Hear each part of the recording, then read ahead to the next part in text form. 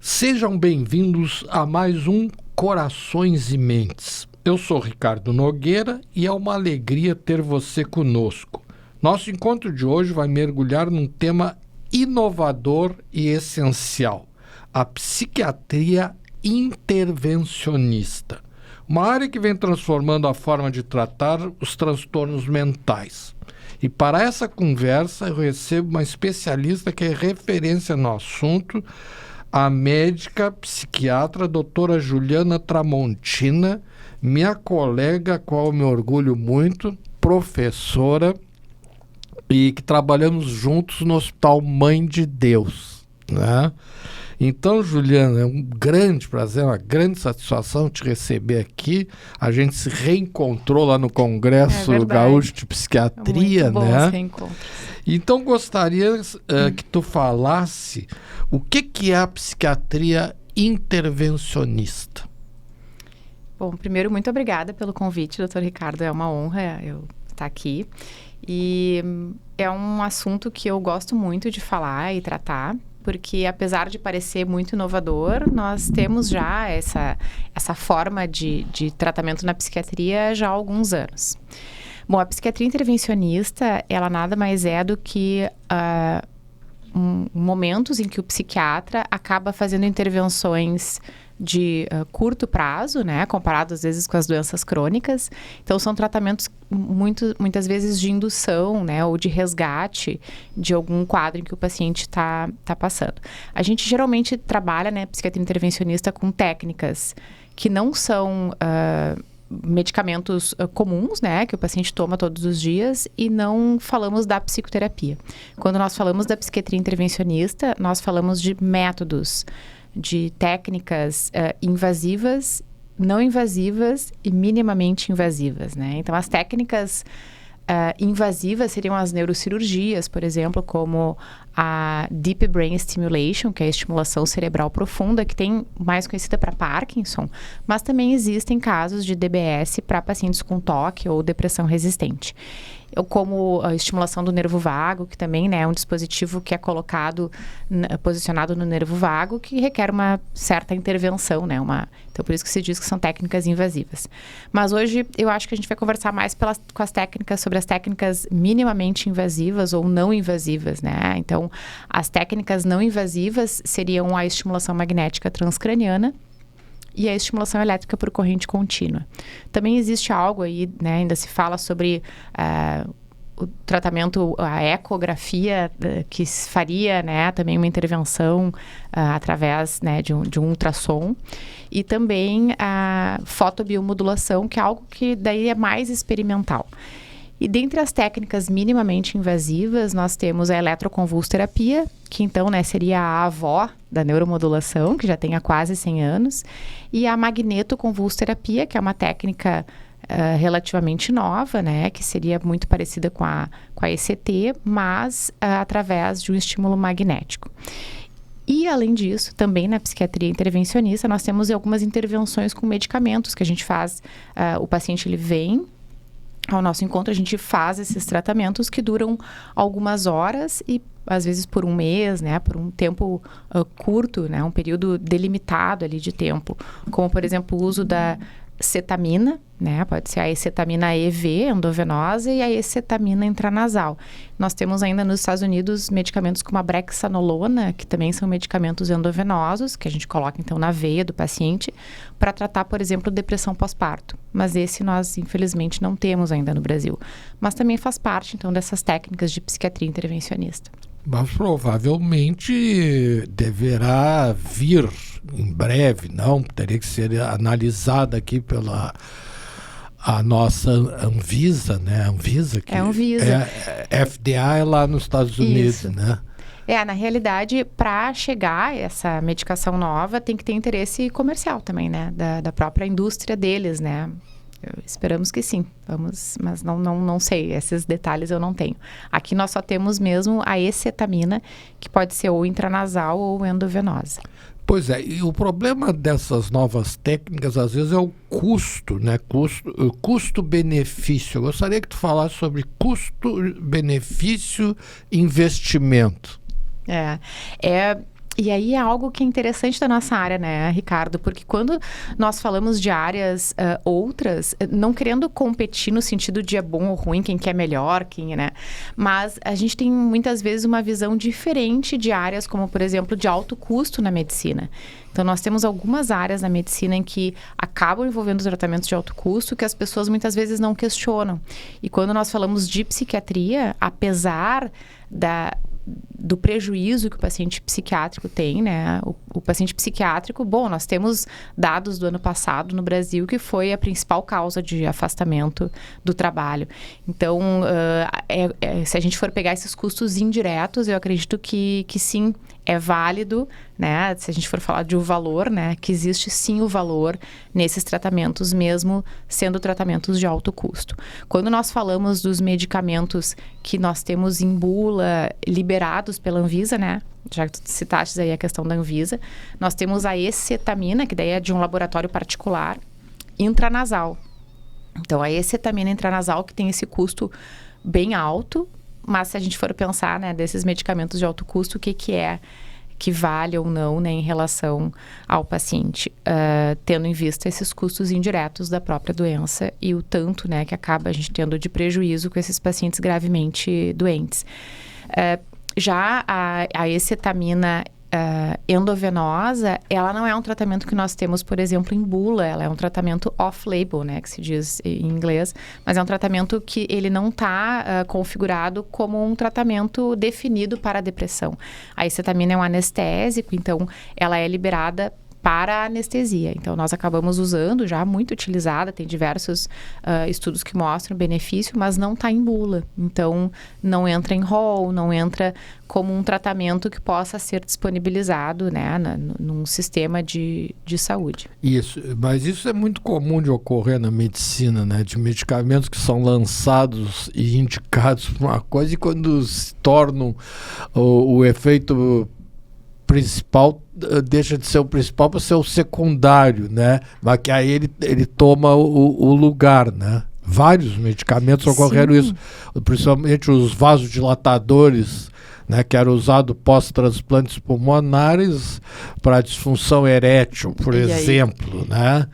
E outros medicamentos, né? Para outras questões. O nosso próprio para depressão, o primeiro medicamento foi um tratamento para tuberculose, que depois se descobriu tendo efeito antidepressivo, e aí então formaram as primeiras moléculas, né, tricíclicas, mas na realidade não foi para isso, e acabamos descobrindo então um funcionamento e até mesmo a própria... Isso eu acho que é fascinante da escetamina.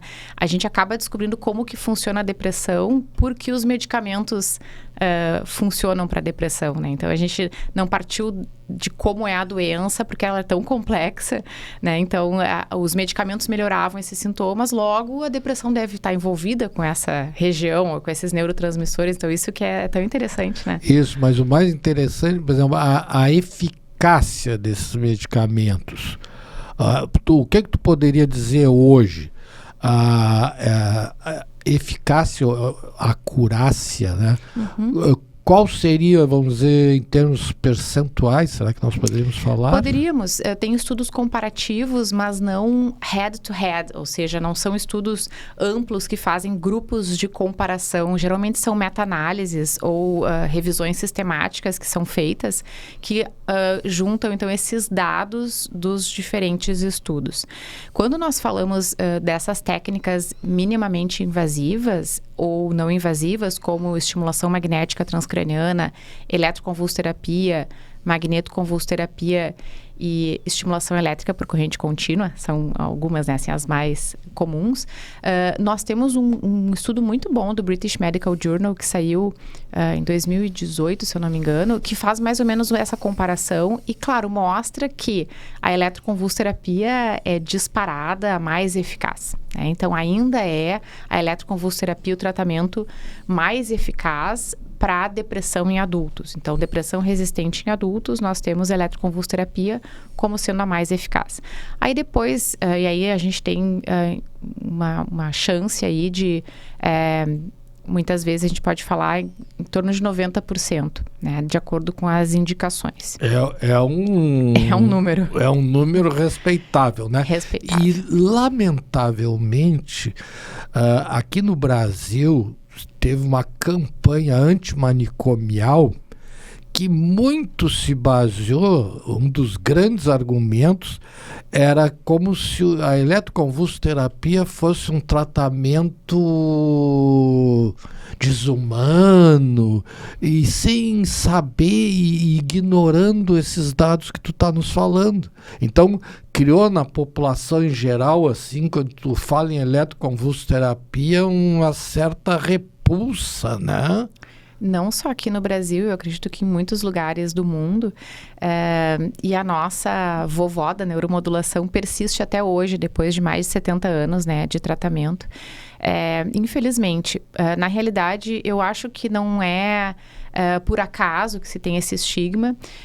De fato, quando foi lançada a eletroconvulsoterapia, ela era indicada para tudo. Mas porque a psiquiatria não tinha muitos tratamentos, né? Então, no século passado, na década de 30, não se tinha muito o que fazer para esses pacientes. Não, e como eu sou um pouquinho antigo, né? Meu DNA é complicado, data de nascimento antiga, né? Eu me lembro quando eu fazia a residência em psiquiatria, que no hospital psiquiátrico, primeiro que eram hospitais grandes, com número elevado, diante de hoje, né, que é uma contradição, é paradoxal agora que a gente precisa mais, né, com esse aumento do número de ansiedade, depressão, drogadição, né, e suicídio que se mantém, a gente lembra assim que a maioria dos pacientes nas internações psiquiátricas eram pacientes com esquizofrenia. Hoje, o percentual de pacientes com esquizofrenia é mínimo. O percentual de esquizofrenia hoje não chega a 1%. E naquela época era muito mal. Mas aí a gente pergunta, mas o que aconteceu? Aconteceu que teve um sujeito que ficou muito conhecido por causa de uma vacina, mas o grande colaboração que ele deu para a ciência foi o Janssen, que criou o Aldol, o haloperidol. E depois a risperidona também é dele, né? É dele também, Acho né? que sim. Não me lembro agora. Eu sei que o Aldol, foi o Aldol eu tenho certeza. Ele era um farmacologista, né? É o dono do laboratório Janssen, né? E não é por nada, eu concordo, Ricardo. Hoje em dia, eu me lembro que tinha um colega psiquiatra, que o pai dele, né, também era psiquiatra, com mais idade do que tu, um DNA mais avançado, uma data de nascimento mais avançada. E ele disse, mas esse paciente que tu tá vendo não tem esquizofrenia. E ele disse, pai, tem esquizofrenia, porque o teu paciente, né, no século passado, tinha uma história natural da doença X. O meu paciente com tratamento precoce para esquizofrenia, com os novos medicamentos antipsicóticos, com poucos efeitos adversos, consegue trabalhar. Não, e o deterioro... Não tem mais o deterioro. O deterioro físico, te lembra? O paciente esquizofrênico, a gente via, a gente acompanhava, aqueles pacientes eram cronificados, ele ia tendo um deterioro. Então, por exemplo, pessoas muito bonitas que iam se deteriorando fisicamente, né? Elas iam se transformando e era uma deterioração muito vista a olhos nus. E outra coisa que chamou a atenção, que eu creio que na época e até hoje foi revolucionária, é quando o haloperidol, além de ser via oral, ele passou a ser injetável. E na forma de decanoato, quando tu usava aquela medicação por 15 dias, né, eram vesículas, né?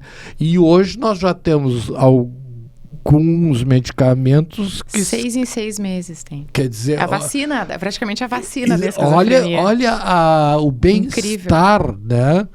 Né? Tem anticoncepcionais de 3 anos, né? Os implantes, né?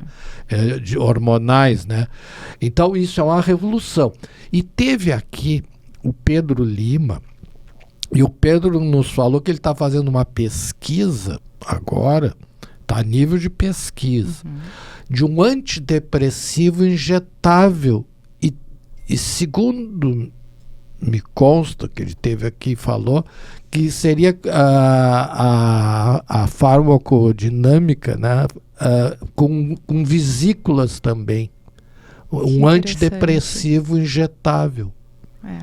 Então, tu vê, um medicamento antipsicótico que dura quantos meses? Que 6, não tem no Brasil ainda. No Brasil tem para 3 meses, né? Mas já existem medicamentos que duram 6 meses. Mas tu olha o conforto para o paciente, como tu diz, e não tem aquele deterioro físico, né? É incrível. E aí tudo isso, quando a gente traz, eu acho, nessa linha histórica em relação à questão antimanicomial, é possível que esses pacientes voltem, né, à sociedade muito por causa da resposta farmacológica. Já existem esses tratamentos. E a psiquiatria intervencionista, eu acho que vem na mesma linha. Hoje em dia, sem internação psiquiátrica, nós, muitas vezes, quem tem familiar com uma doença psiquiátrica grave sabe, né, o que eu estou falando, como é difícil, às vezes, segurar sozinho um paciente com ideação suicida, né? E se o paciente se mata, a culpa que essa família leva é tão difícil, é tão doloroso e exaustivo emocionalmente para uma família que tem um paciente com uma depressão resistente, que às vezes é muito organizador para as famílias e para o paciente ter um ambiente em que o paciente possa ficar. Mas, infelizmente, nós temos poucos leitos psiquiátricos. Então, esses tratamentos de psiquiatria intervencionista, eles vêm muito também nesse sentido, porque o paciente vai, mesmo ambulatorialmente, faz o tratamento durante, meio que diz, resgate, nesses momentos de crise, e aí, então, retorna, né, para sua casa e talvez sem a necessidade de internações prolongadas. Então, daí, né, também essa ideia da psiquiatria intervencionista, como eu acho que tem muito da medicina como um todo, né, Ricardo? Antibiótico, o paciente não precisar ficar internado para fazer o antibiótico EV, faz de forma ambulatorial. Clínicas de infusão, às vezes, para oncologia. Então, talvez trazendo essa comodidade do paciente ficar fazendo um tratamento de forma ambulatorial. Mas, de fato, muitas vezes os leitos psiquiátricos são necessários para esses pacientes mais graves. E assim como a eletroconvulsoterapia, né? Então, a eletroconvulsoterapia, eu acho que não foi por nada que ela se manteve ao longo aí de quase 100 anos, mesmo tendo campanha para que o tratamento parasse. E hoje em dia, infelizmente, pelo SUS é muito difícil de se conseguir, o SUS acaba não cobrindo, né? Antigamente existia uma penalidade até para os hospitais que faziam eletroconvulsoterapia, mas hoje em dia é muito difícil que o paciente SUS tenha. Acabou sendo um tratamento de elite, né? Curiosamente, tanto foi brigado e hoje em dia só quem tem dinheiro tem acesso à eletroconvulsoterapia. Não, e o que nos chama a atenção é que a alta complexidade no SUS tem algumas patologias que nem os planos de saúde pagam. E o SUS paga e com uma tabela bem razoável. É o caso dos transplantes, por exemplo. Né? E depois a questão do transplante não é só o custo do transplante, é o tratamento após, né?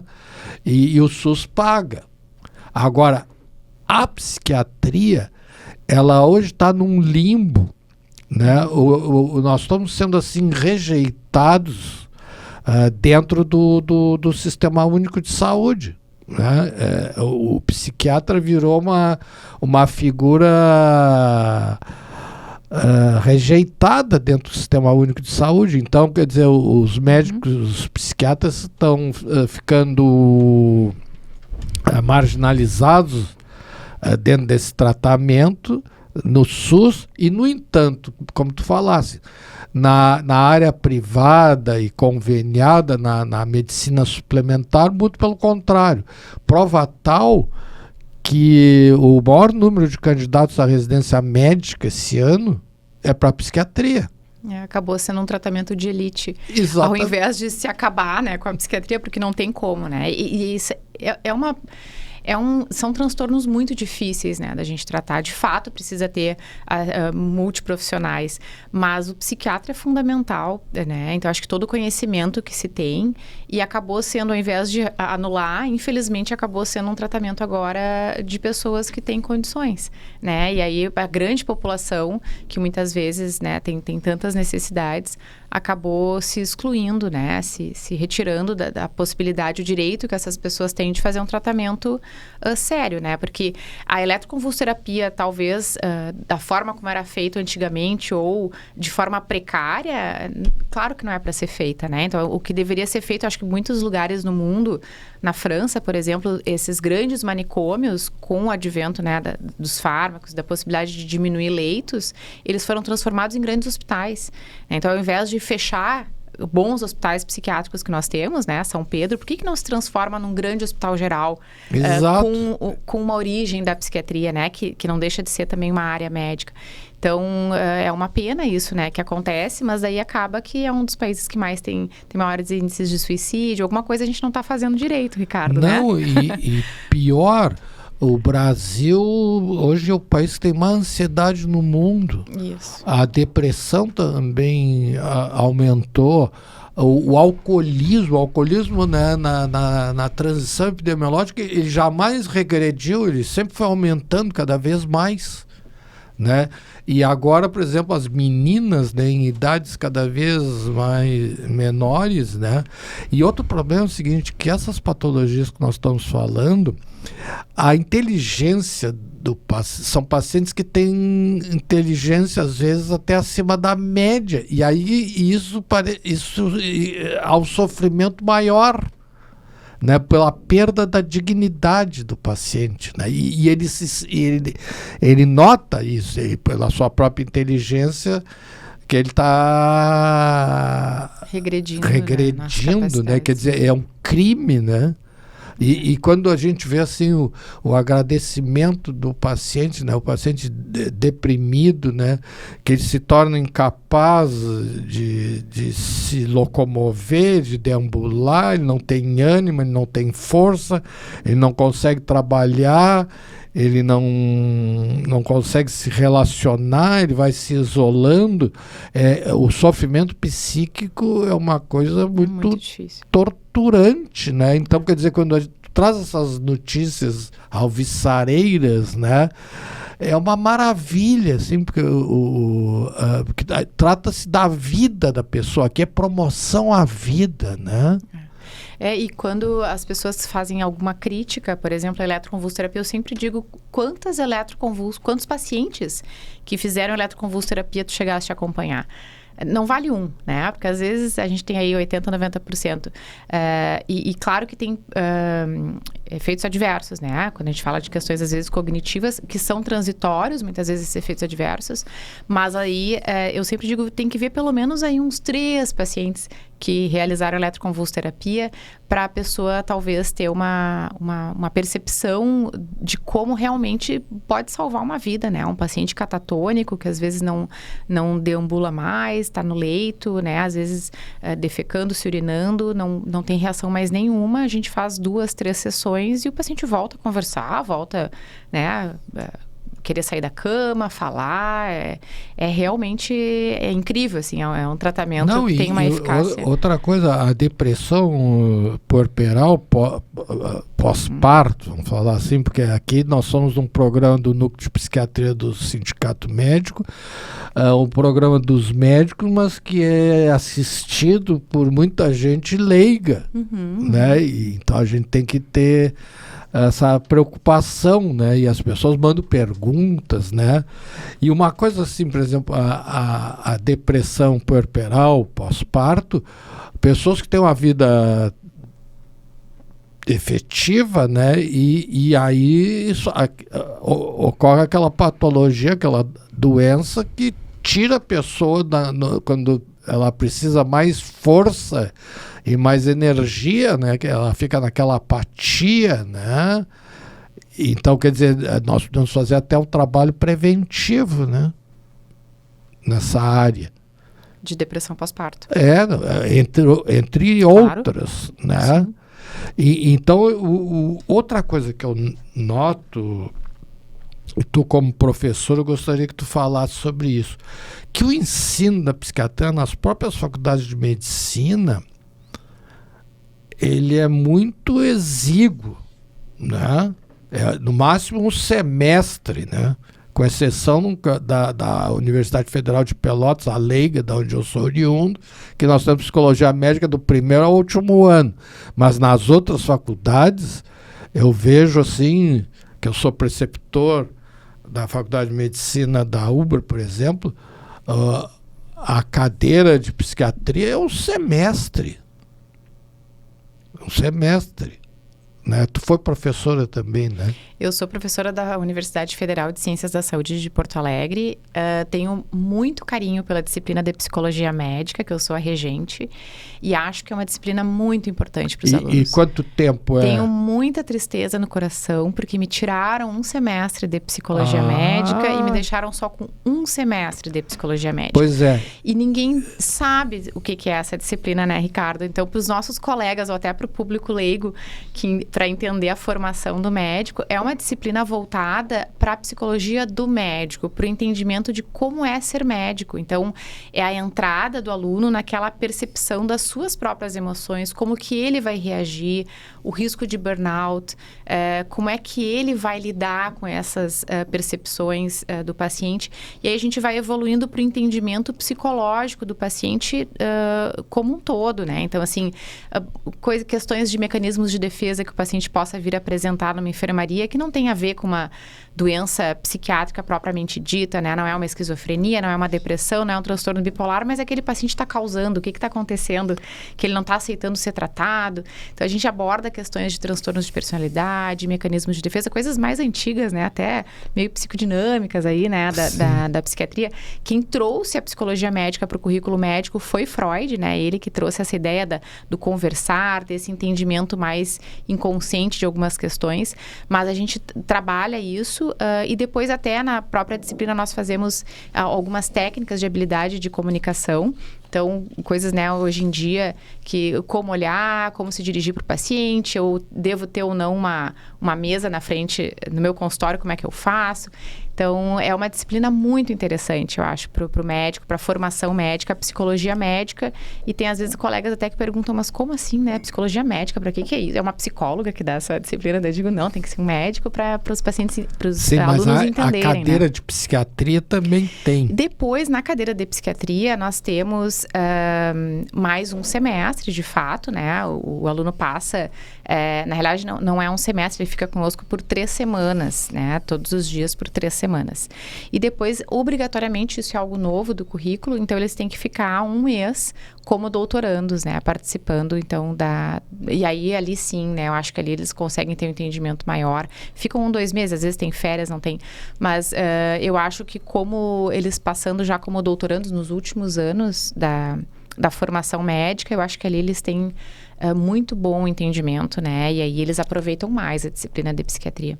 Pois é, mas eu noto assim, muito frágil o ensino da psiquiatria, né? Eu vejo assim as dificuldades que os alunos têm, né? Então, por isso é grande, acho que é até o interesse maior pela especialização para aprender realmente a psiquiatria. Por exemplo, a psiquiatria intervencionista entra no currículo? Nada.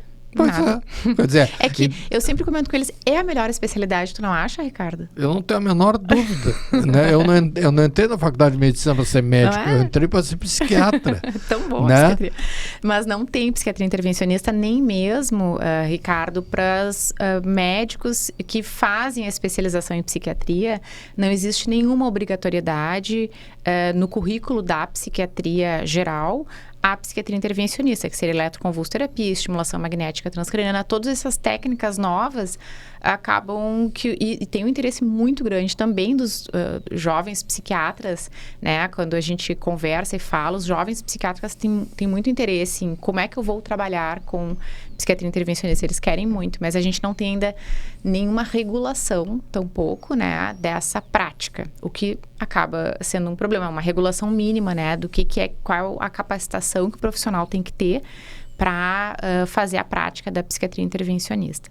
Então, a gente sabe que daí tem algumas... Então, eu acho que é uma obrigação nossa de divulgar isso, né? Pelo bem-estar, é o bem-estar, né? Nosso, inclusive, né? Que tu tem acesso a ferramentas, né? Que te facilitam a vida, como vamos falar assim na cirurgia hoje. A cirurgia robótica, né? A cirurgia por vídeo. Os últimos 5 anos revolucionaram a psiquiatria. Não só a psiquiatria, a medicina como um todo. Né? Quer dizer, antes a gente sofria desnecessariamente, né? Tinha que fazer, todas as cirurgias eram abertas, né? Hoje não precisa disso. Incrível. Quer dizer, o paciente sofre muito menos, né? E não se expõe a riscos desnecessários. E aqui é a mesma coisa na psiquiatria intervencionista, né? Que tu pode resolver um problema com muito maior rapidez, maior eficácia, né? Com um retorno. Com técnicas breves, né? A própria acetamina intranasal, tem alguns estudos com EV também, mas a intranasal está lá na bula, como né? O paciente pode fazer o uso da acetamina intranasal para ideação suicida. Né? Então, isso já é algo que nós não tínhamos nada claramente para ação, né? Ou em bula, a gente sabe que o lítio é muito bom, mas a gente já tem lá um tratamento que seria eficaz. Sim, mas o lítio é um metal pesado, então a gente corre um risco, né? O próprio lítio é um risco, por ser um metal pesado, então tu prescreve para o paciente, tem que ter aquele cuidado, né? Janela terapêutica e tudo isso. Não, da intoxicação.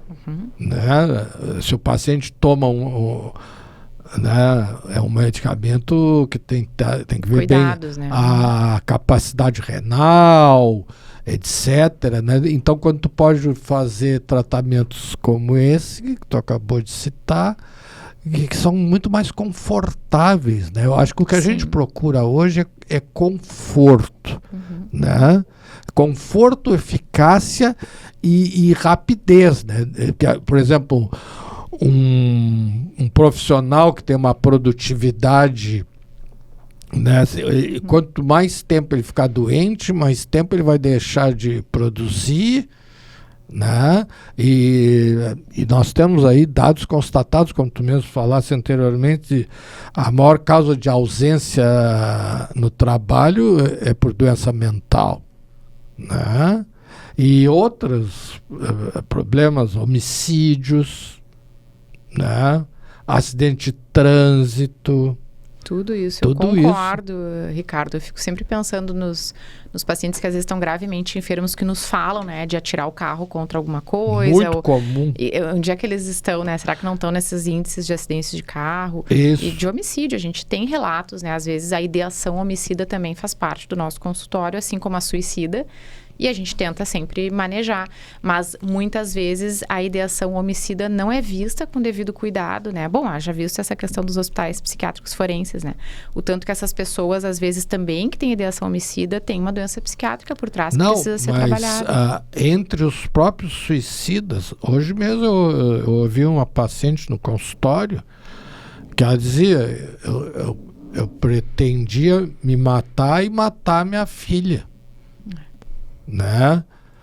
A filha também tem uma patologia, então, né, é muito comum. Não, e vamos pegar os jornais toda semana no Rio Grande do Sul, principalmente homens matando mulheres e se matando e lamentavelmente às vezes alguns até matando os filhos, quer dizer, então isso aí é o máximo da loucura, né? E a gente sabe que tem tratamento muitas vezes, né? Sim, se essas pessoas tivessem recorrido a um tratamento quando elas começam a apresentar os primeiros sinais. Agora esse estigma, né? As pessoas se negam a se tratar, quer dizer, aqui em Porto Alegre, vamos dizer assim, ainda é mais aceito, né? Porto Alegre é uma cidade chamada cidade piscina, mas, por exemplo, no interior, eu me lembro quando eu fui trabalhar a primeira vez, que eu fui botar a minha placa. Doutor Ricardo Nogueira, médico psiquiatra, e o pessoal do hospital disseram, não, isso o senhor não pode botar. Psiquiatra só, não, Ricardo. isso é para louco. E não faz tanto tempo assim. Incrível. Aí eu disse, tá, mas eu vou botar o quê? Não, o senhor bote aí doença dos nervos, mas doença dos nervos é neurologista, né? Eu diria. Não, bota doença dos nervos. Mas não, psiquiatria ainda tem esse estigma, né? Para procurar o tratamento, né? Até... É que são doenças que é assustador, né? É um filme de terror uma mãe querer se matar e querer matar um filho. Eu acho que isso é assustador, né? Pois é, mas, por exemplo, E agora... aí eu acho que as pessoas têm isso, tu vê pelo profissional que trata, pelos pacientes. Então, existe sim. Eu acho que o estigma não é só com o tratamento, né? Com a eletroconvulsoterapia, mas eu acho que com todos os pacientes graves, né? Quando as pessoas falam... de forma pejorativa, assim, né, do meu trabalho, que dá choque, tu vai tratar os louquinhos, eu digo, não fala assim, não fala porque qualquer um pode precisar, né, num momento extremo de doença, às vezes é necessário. Não, e cada vez mais. E salva vidas, né. Não, então... e só quem sofre, que tem o sofrimento psíquico, sabe o que é. Familiares, porque... e quem tem sabe o que a gente está falando, né? Da gravidade que é. Não, e a gente viu, assim, por exemplo, essa pandemia do crack, né? Que veio e ficou, né? Essas drogas sintéticas agora, dessas raves, né? E essas patologias, a depressão, né? Hoje nós estamos um aumento muito grande, né? E a gente vê, por exemplo, assim, no caso da ansiedade, né? Que hoje está todo mundo ansioso, né? Só muda a intensidade.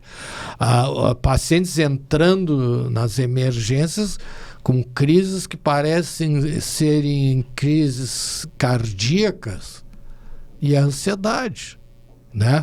Mas na psiquiatria intervencionista, quais são os avanços que tu vê assim agora?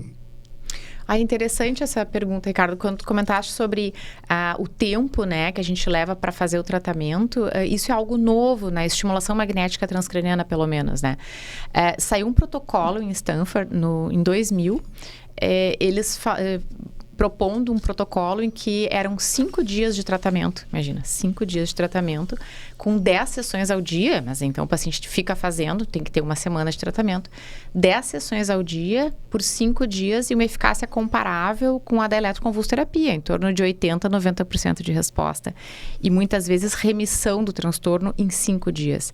Com a estimulação magnética transcraniana, que é, digamos, também um tratamento de neuromodulação e psiquiatria intervencionista em que o paciente não é sedado, não tem prejuízo cognitivo de memória, o paciente fica sentado numa cadeira, né, apenas fazendo esse estímulo focado no cérebro, um estímulo magnético, e aí então Stanford mostrou esses resultados muito, muito interessantes, né? Então, em 5 dias, uma remissão muito grande, né, de percentual de pacientes e uma resposta, então, muito comparável com da eletroconvulsoterapia, sem anestesia e sem todos os efeitos adversos que a gente sabe que existem, e o estigma, né, que não dá pra gente dizer que não existe porque existe, o próprio estigma da ECT.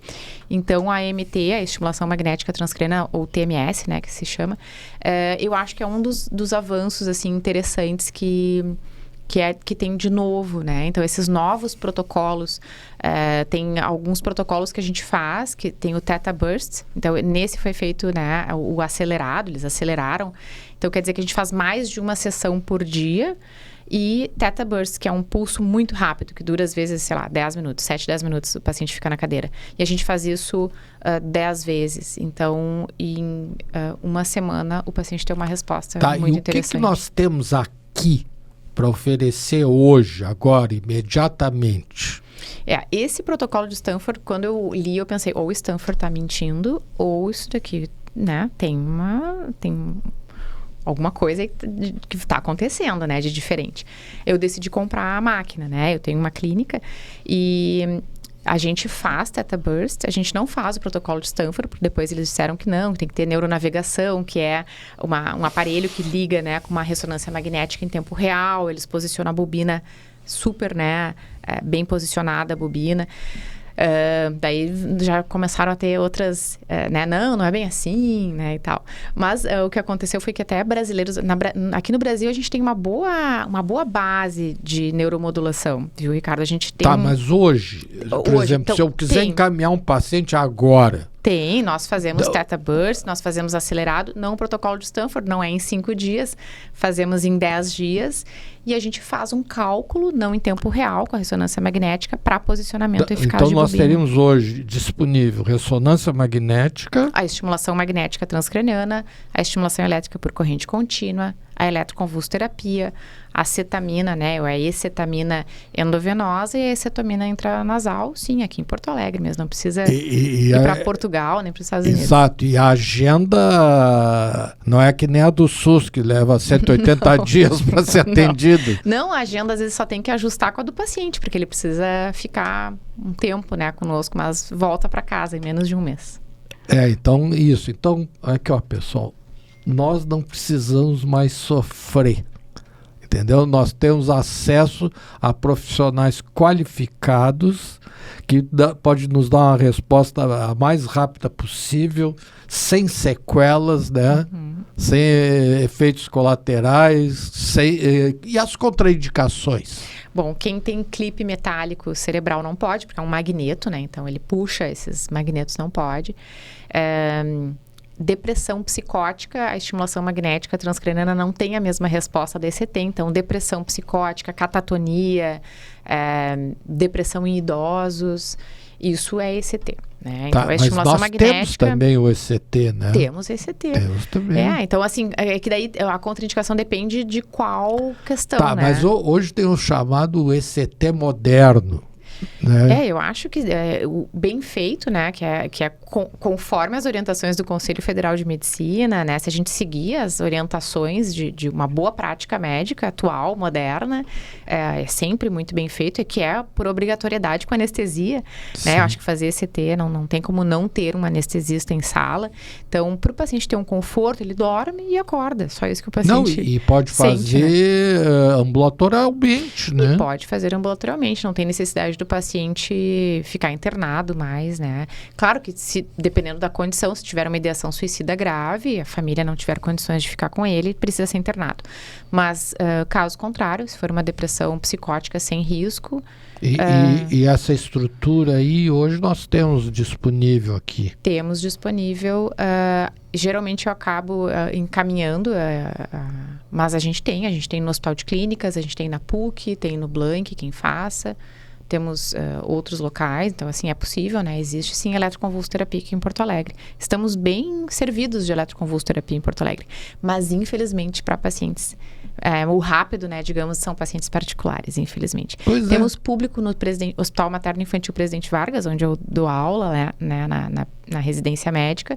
Temos público no Hospital de Clínicas, mas infelizmente é difícil chegar lá, né? Tem que passar pela... É complicado. A questão do preconceito, né? Então nós temos que quebrar ainda esse estigma todo, né? Eu acho que o mais difícil é isso, né? O tratamento acesso, né? É mais simples, né? É mais o tratamento fácil. É o mais fácil. É verdade. Juliana, eu não sei como te agradecer, né? Até eu fico mais tranquilo, sabia? É mesmo. Eu que agradeço o convite, Ricardo. Fico mais tranquilo assim que a gente tem acesso a isso, de poder encaminhar os nossos pacientes, né? E depois eu vou ter que te convidar outro dia para acho que uma coisa que a gente não falou muito hoje foi em demência, né? Mas acho que é um outro programa. Então, pode mandar as perguntas para nós vamos encaminhar para a Juliana. E se necessário for, e creio que será, nós vamos te convidar de novo para nos falar do que tem de novo aí, o que tem disponível. E quero te falar como coordenador do Núcleo de Psiquiatria do Sindicato Médico do Rio Grande do Sul, que tu é um orgulho para nós, pelo teu conhecimento, muito obrigada, pela Ricardo. Tua disponibilidade de compartilhar isso com as pessoas, né? Então, talvez muita gente aqui não sabia disso tudo. É verdade, né? às vezes não sabem, né? Que É, bom, né, eu acho quer que é dizer, obrigação nossa compartilhar, né, isso, conhecimento. e nós temos aqui, está aqui disponível, é só a gente procurar, né, para evitar um sofrimento mais prolongado e uma melhora eficaz, né? Então, muito obrigado por ter participado aqui conosco. Eu quem agradeço a oportunidade de poder estar compartilhando, né? Que eu acho que isso também é válido para a gente poder compartilhar o conhecimento. Então tá bom. Então até o próximo Corações e Mentes.